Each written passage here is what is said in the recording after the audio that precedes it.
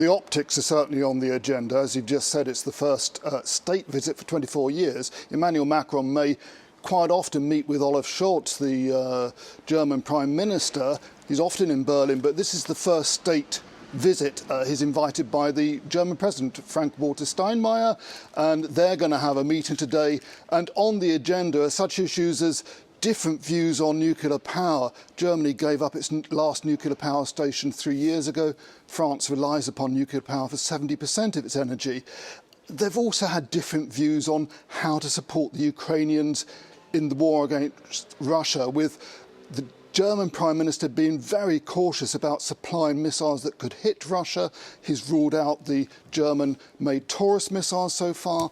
And on the other hand, you've had Emmanuel Macron recently suggesting that we should be putting NATO boots on the ground in Ukraine, which of course has elicited the response from the Russians of carrying out nuclear drills just recently. So there are these points of contention, but how close are the two countries? What are the relations like?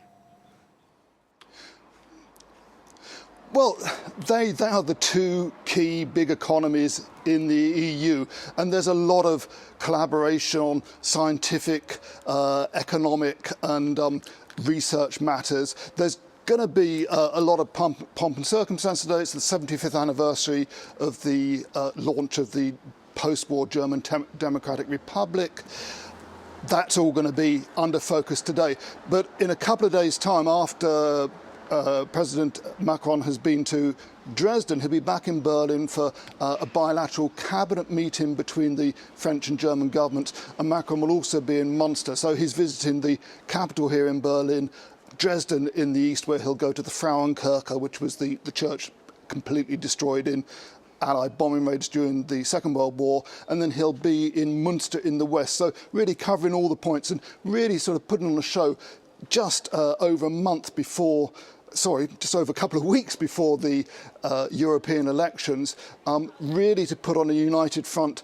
There are very deep fears at the moment in Europe about the surge in right-wing populist forces, and this visit is designed to firm up the relationship between the key two economies in the EU.